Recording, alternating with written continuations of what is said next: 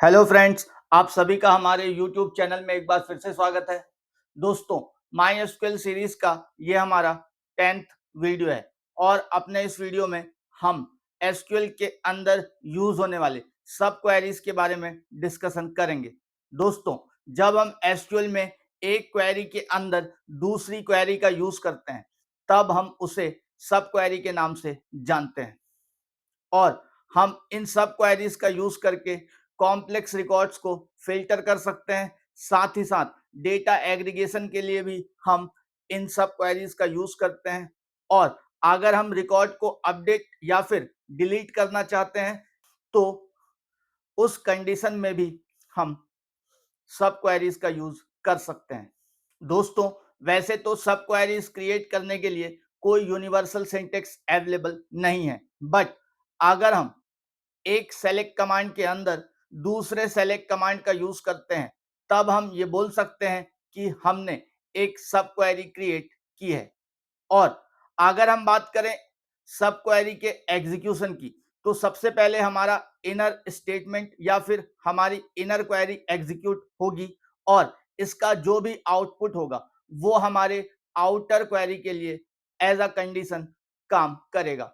दोस्तों, अब हम देखते हैं कुछ कॉमन क्लाउजेस को जिन्हें हम सब क्वेरीज में यूज कर सकते हैं। जनरली हम सब क्वेरीज के अंदर वेयर क्लाउज, फ्रॉम क्लाउज और हैविंग क्लाउजेस का यूज करते हैं। इसके बाद अगर हम बात करें टाइप्स ऑफ सब क्वेरीज की तो सब क्वेरीज का सबसे पहला टाइप है सिंगल रो सब क्वेरी। अगर हम बात करें सिंगल रो सब क्वेरी के आउटपुट की तो सिंगल रो सब क्वेरी हमें एक सिंगल रो को एज अ रिजल्ट रिटर्न करता है और इसके लिए हम कंपैरिजन ऑपरेटर्स का यूज कर सकते हैं। सब क्वेरीज का दूसरा टाइप है मल्टी रो सब क्वेरीज। अगर हम इसके आउटपुट की बात करें तो मल्टी रो सब क्वेरीज हमें आउटपुट में multiple rows as a result return करता है और इन सब क्वेरीज में हम उन सभी ऑपरेटर्स का यूज करते हैं जो मल्टीपल वैल्यूज को हैंडल कर सकती हैं, जैसे in operator, all operator etcetera. Friends, सब क्वेरीज के अगले टाइप की बात करें तो वो है को रिलेटेड सब क्वेरी। को रिलेटेड सब क्वेरी को हम डिपेंडेंट सब क्वेरी के नाम से भी जानते हैं और ये आउटर क्वेरी के हर एक रो के लिए एक बार एग्जीक्यूट होते हैं और कोरिलेटेड सब क्वेरीज लार्जर डेटा सेट्स के लिए थोड़ा स्लो वर्क करते हैं। दोस्तों, अब हम अपने एग्जांपल्स के थ्रू ये देखेंगे कि हम किस तरीके से सब क्वेरीज का यूज करके माईएसक्यूएल में अलग अलग ऑपरेशंस परफॉर्म कर सकते हैं और इन एग्जांपल्स के थ्रू हम सब क्वेरीज की फ्लेक्सिबिलिटी और इम्पोर्टेंस को समझ सकते हैं कि वो किस तरीके से हमारे कॉम्प्लेक्स डेटाबेसेस को सिंप्लीफाई करते हैं। दोस्तों, सब क्वेरीज के एग्जांपल्स को एक्सप्लेन करने के लिए हमने यहाँ पर 3 डिफरेंट टेबल्स का यूज़ किया है। हमारा फर्स्ट टेबल है स्टूडेंट टेबल और हमारा सेकंड टेबल है न्यू स्टूडेंट टेबल। उसके बाद हमने टेम्परेरी स्टूडेंट टेबल को as a third table use किया है। अब हम देखते हैं हमारे फर्स्ट एग्जाम्पल को। यहाँ पर हमने एक सेलेक्ट स्टेटमेंट के अंदर दूसरा सेलेक्ट स्टेटमेंट यूज करके एक सब क्वेरी क्रिएट की है और जैसा कि हमने आपको वीडियो के स्टार्टिंग में बताया था कि सबसे पहले हमारा इनर स्टेटमेंट एग्जीक्यूट होता है, उसके बाद हमारी आउटर क्वेरी या फिर आउटर स्टेटमेंट एग्जीक्यूट होता है। यहाँ पर हमने इनर स्टेटमेंट में सेक्शन ए के स्टूडेंट्स का रोल नंबर एक्सेस किया है और हमारे इस इनर स्टेटमेंट का आउटपुट ही हमारे आउटर स्टेटमेंट के लिए वेयर के साथ एक सर्टन कंडीशन बनेगा। आइए अब हम देखते हैं इसका आउटपुट क्या होता है। फ्रेंड्स, हमारे इनर स्टेटमेंट का आउटपुट आएगा रोल नंबर 12048 और ये 12048 हमारे आउटर स्टेटमेंट के लिए एज अ कंडीशन वर्क करेगा। और आउटपुट में आप देख रहे हैं कि हमारे पास स्टूडेंट टेबल से रोल नंबर 12048 वाला रिकॉर्ड डिस्प्ले हो रहा है। दोस्तों, अपने अगले एग्जाम्पल में हमने इंसर्ट कमांड के साथ सेलेक्ट कमांड का यूज करके एक सब क्वेरी क्रिएट की है।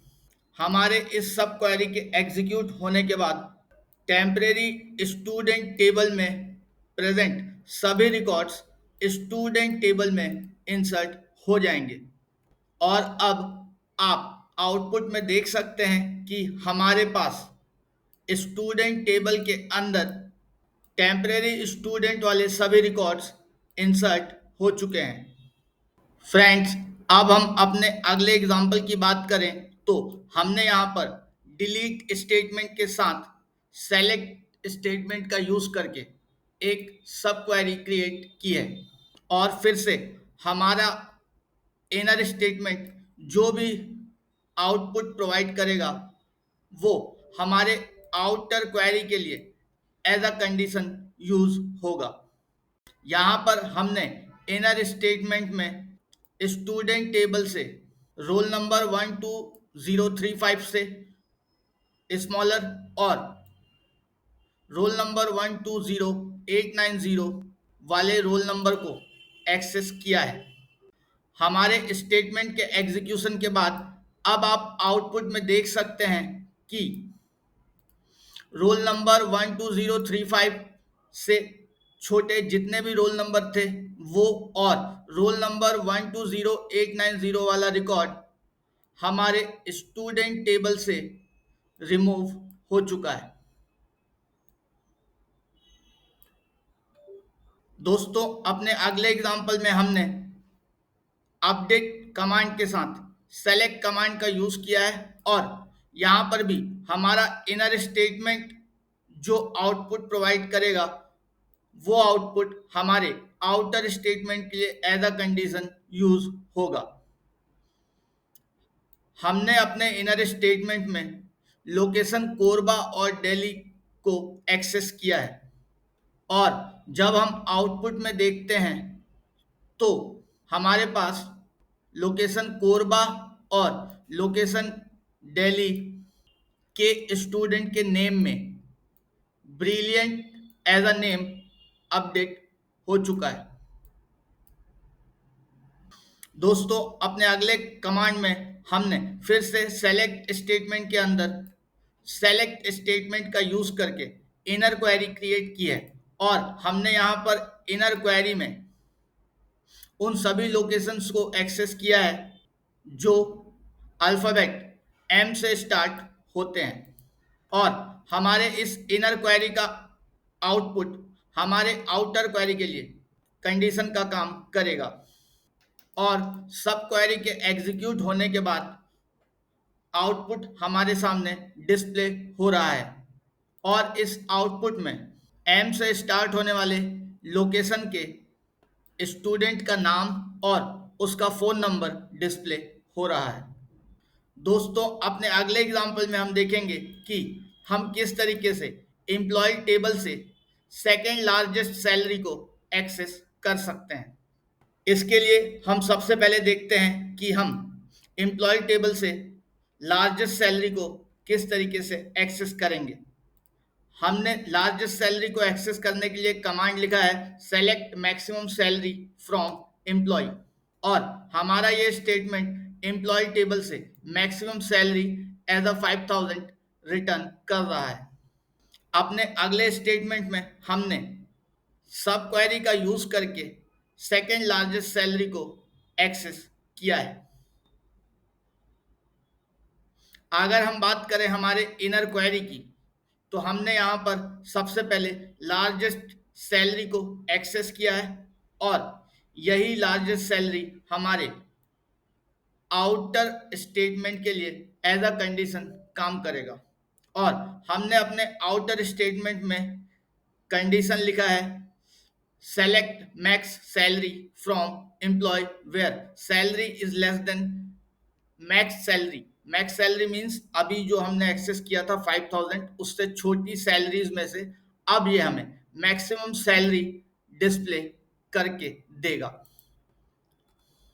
जब हम अपने आउटपुट में देखते हैं तब हम देख सकते हैं कि हमारा जो सैलरी कॉलम था वहां पर हमारा सेकेंड लार्जेस्ट एलिमेंट था 4000 और हमने अपनी सब क्वेरी का यूज करके उस सेकेंड लार्जेस्ट सैलरी को एक्सेस कर लिया है। दोस्तों अब हम एम्प्लॉय टेबल से थर्ड लार्जेस्ट सैलरी को एक्सेस करेंगे और इसके लिए हमने एक सेलेक्ट स्टेटमेंट के अंदर एक दूसरा सेलेक्ट स्टेटमेंट और फिर उसके अंदर एक तीसरा सेलेक्ट स्टेटमेंट यूज किया है और अब हम आउटपुट में देख सकते हैं कि हमारे पास एम्प्लॉय टेबल से third largest salary as output हमारे सामने डिस्प्ले हो रही है। दोस्तों उम्मीद है आपको हमारा ये वीडियो पसंद आया होगा। अगर आपके लिए हमारा ये वीडियो बेनिफिशियल है तो प्लीज़ इसे शेयर और लाइक करना ना भूलें। Thanks for watching our channel and video till and.